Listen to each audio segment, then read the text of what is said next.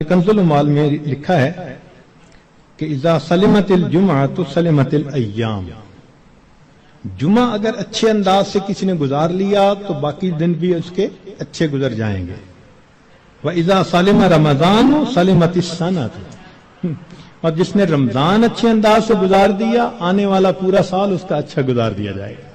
مسلم شریف میں ابو ہریرہ رضی اللہ عنہ سے روایت ہے کہ الصلوات الخمس والجمعۃ الی الجمعۃ ورمضان الی رمضان مکفرات ما بینہن اذا اجتنبت الکبائر، اگر کبائر سے بچا جائے تو جمعے سے جمعہ پانچوں نمازیں اور ایک رمضان سے دوسرے رمضان تک کے جتنے گناہ ہوتے ہیں وہ سارے کے سارے اللہ تعالیٰ معاف فرما دیتے ہیں۔ امام ربانی مجدد ثانی رحمۃ اللہ علیہ اپنے مکتوبات میں فرماتے ہیں کہ یہ رمضان کا مہینہ آنے والے سال کا ایک نمونہ ہوتا ہے۔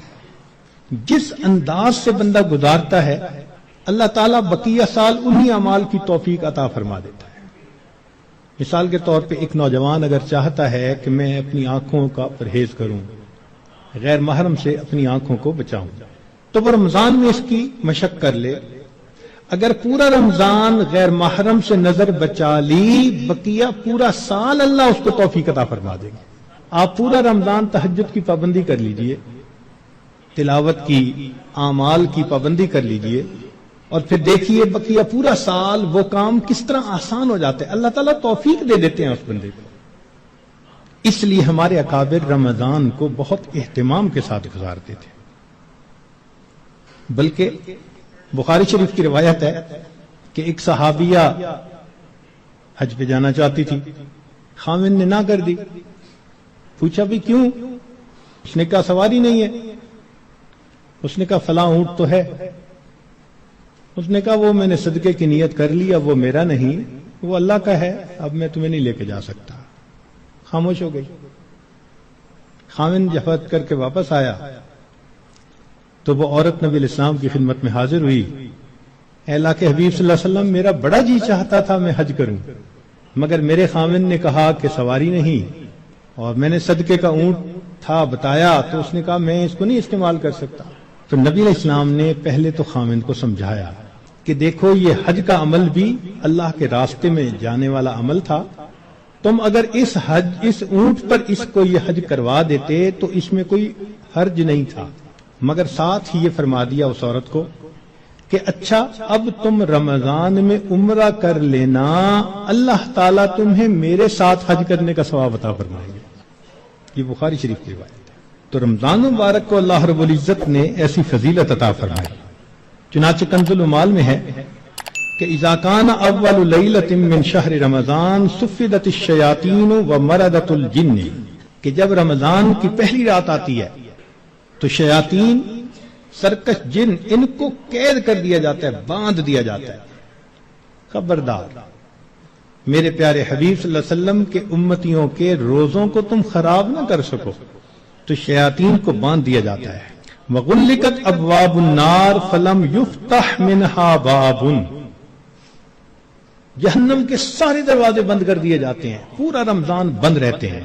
وفتحت ابواب الجنت فلم یغلق منها باب، اور جنت کے سارے دروازے کھول دیے جاتے ہیں اور ان دروازوں کو پورا مہینہ بند نہیں کیا جاتا۔ سبحان اللہ۔ اللہ رب العزت اس مہینے میں جنت کی سیل لگاتے ہیں۔ وَيُنَادِي مُنَادٍ كُلَّ لَيْلَةٍ، اور ایک ندا دینے والا فرشتہ ہر رات یہ ندا دیتا ہے، یا باغی الخیر اقبل، اے نیکی کے متلاشی آگے بڑھ۔ ابتغاء سے ہے یہ لفظ، باغی الخیر۔ وَيَا بَاغِيَ الشَّرِّ اقصر، اے برائی کے تلاش کرنے والے تھم جا، رک جا۔ وَلِلَّهِ عُتَقَاءً مِّنَ النَّارِ وَذَلِكَ كُلَّ لَيْلَةٍ، ہر رات میں اللہ تعالیٰ جہنم سے جہنمیوں کو بری فرما دیتے ہیں۔ اب یہاں طالب علم کے ذہن میں ایک سوال پیدا ہوتا ہے کہ رمضان مبارک میں شیاطین تو قید ہو گئے، پھر کیوں برائیاں ہوتی ہیں، غفلتیں ہوتی ہیں؟ تو علماء نے اس کے کئی جواب دیے۔ ایک جواب تو انہوں نے دیا بھئی بڑے شیاطین تو قید ہو گئے، اب چھوٹے شتونگڑے بھی تو ہیں، اور ہم اتنے غافل کہ شتونگڑے ہی کام دکھا جاتے ہیں۔ دوسرا علماء نے یہ کہا کہ شیطان کی وجہ سے نفس کے اندر اتنی خباثت آ جاتی ہے کہ شیطان اگر باندھ بھی دیا جاتا ہے تو نفس اس کا کارندہ بنا رہتا ہے، وہ انسان کو گناہوں پر اکسائے رکھتا ہے۔ یا برے دوست ہوتے ہیں، یار بد، ان کی وجہ سے انسان رمضان میں بھی نیکی پر نہیں آتا۔ مگر اس کی خوبصورت مثال یہی ہے کہ جیسے لوہے کو بھٹی میں گرم کرے نا تو سرخ ہو جاتا ہے، پھر اس کے بعد اس کو بھٹی سے نکال لیں تو وہ 1 منٹ میں ٹھنڈا نہیں ہوتا، وہ گھنٹہ 2 گھنٹے گرم رہتا ہے۔ تو شیطان نے انسان کو گناہوں کی بھٹی میں اتنا گرما دیا ہوتا ہے کہ ان لوگوں کے لیے رمضان کا مہینہ آ بھی جاتا ہے تو وہ گرمی اسی طرح موجود رہتی ہے۔ نبی علیہ السلام نے ارشاد فرمایا، من وافق موتہ عند القضاء رمضان دخل الجنہ، جس بندے کو رمضان المبارک کے اندر موت آ گئی اللہ تعالیٰ اس کو جنت کے اندر داخل فرما دیتے ہیں۔ سیدہ عائشہ صدیقہ رضی اللہ تعالیٰ عنہ فرماتی ہیں کہ کان رسول اللہ صلی اللہ علیہ وسلم یجتہد فی رمضان ما لا یجتہد فی غیرہ، مسلم شریف کی روایت کہ رمضان المبارک میں نبی علیہ السلام عبادات میں اتنی محنت فرماتے تھے، مشقت اٹھاتے تھے کہ رمضان کے علاوہ کسی اور مہینے میں اس قدر محنت نہیں فرماتے تھے۔ اس سے معلوم ہوا کہ خاص اہتمام فرماتے تھے اس مہینے۔ ایک اور روایت ہے بہقی کی، سیدہ صدیقہ عنہ فرماتی ہیں کہ کان رسول اللہ صلی اللہ علیہ وسلم اذا دخل رمضان، کہ جب رمضان کا مہینہ آتا تھا، شد مئزرہ، نبی علیہ السلام اپنی تہبند کو کس کے باندھ لیتے تھے، ثم لم یأت فراشہ حتی ینسلخ، پھر پورا مہینہ گزرنے تک اپنے بستر پر واپس نہیں آیا کرتے تھے۔ اللہ اکبر کبیرہ، اس لیے کہ وہ رمضان کی برکات سے واقف تھے، جانتے تھے۔ بہقی کی شریف کی ایک اور روایت ہے، کان اذا دخل رمضان تغیر لونہ، کہ جب رمضان کا مہینہ آتا تھا نبی علیہ السلام کا چہرے کا رنگ بدل جاتا تھا۔ اللہ اکبر کبیرہ، وکثرت صلاتہ، اور نبی علیہ السلام نماز نفل کثرت کے ساتھ پڑھتے تھے۔ وابتہل فی الدعاء واشفق لونہ، اور اپنی دعا میں اتنے اللہ کے سامنے عاجزی کرتے تھے کہ آپ صلی اللہ علیہ وسلم کا چہرہ انور سرخ ہو جایا کرتا تھا۔ اللہ اکبر۔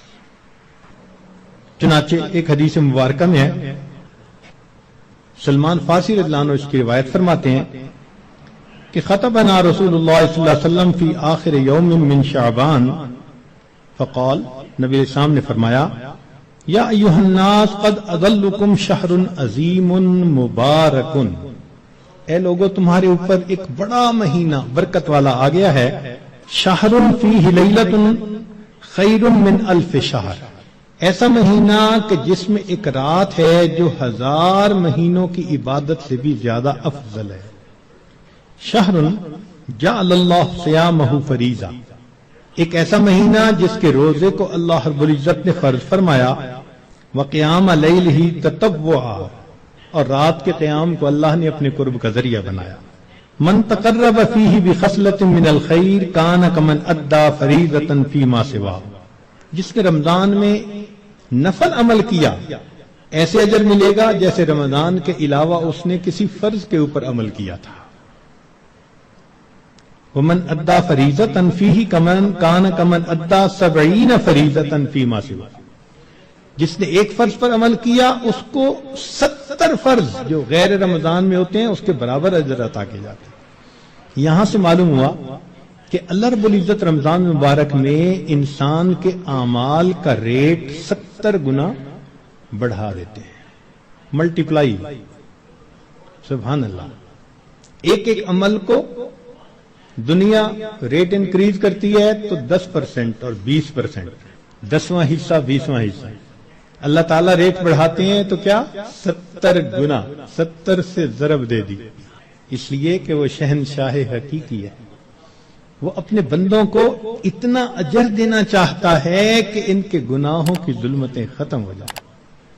تو ایسے وقت میں ہمیں بھی چاہیے کہ ہم اپنے اعمال اللہ رب العزت کے حضور پیش کریں۔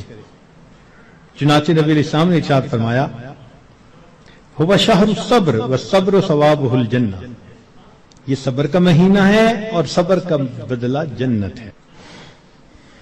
وہ شہر المواسات، غمخاری کا مہینہ، سبحان اللہ۔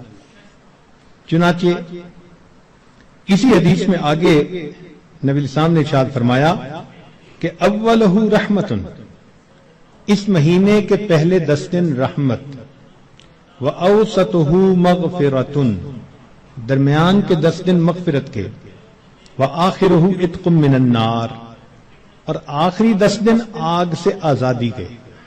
وہ کیسے؟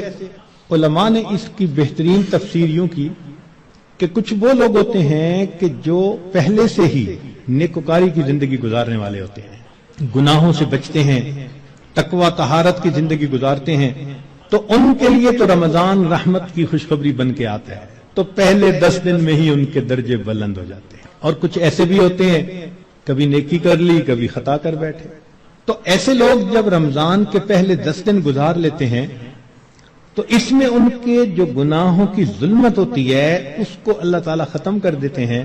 چنانچہ اوسطہ مغفرتن، ان کے لیے درمیانی 10 دن مغفرت کا پیغام بن جاتے ہیں۔ اور کچھ بہت زیادہ غفلت میں رہنے والے، اگر 10 دن سے ان کا کام نہیں بنا تو 20 دن سے ان کا کام بن جاتا ہے۔ چنانچہ جب 20 دن کی برکتیں ان کے دل کو دھو دیتی ہیں تو آخرہ عتق من النار، آخری اشرہ ان کے لیے بھی آگ سے آزادی کا اشرہ بن جاتا ہے۔ معلوم ہوا کہ اس مہینے میں تھوڑا غافل ہو یا زیادہ غافل، ہر بندے کی مغفرت کا اللہ تعالیٰ انتظام فرماتے ہیں۔ ہاں، بندے کو خود کوشش کرنی چاہیے۔ اگر کوئی آدمی خود ہی بے توجہ بن کر زندگی گزارے اور رمضان کا احترام ہی نہ کرے تو وہ تو پھر اپنا قصور ہے نا، ورنہ یہ اس کو احساس ہو گیا کہ مجھے رمضان مبارک کے اس مہینے میں اللہ کا قرب حاصل کرنا ہے، اس مہینے کی برکتیں اتنی ہیں کہ ایک لمحے کی برکت انسان کو ولی بنانے کے لیے کافی ہے۔ امام ربانی مجدد ثانی رحمۃ اللہ علیہ فرماتے ہیں مکتوبات میں کہ اے کاش پورے سال کی برکتوں کو رمضان المبارک کی برکتوں کے ساتھ وہ نسبت ہوتی جو ایک دریا کو سمندر کے ساتھ ہوتی ہے، مگر وہ بھی نہیں ہے۔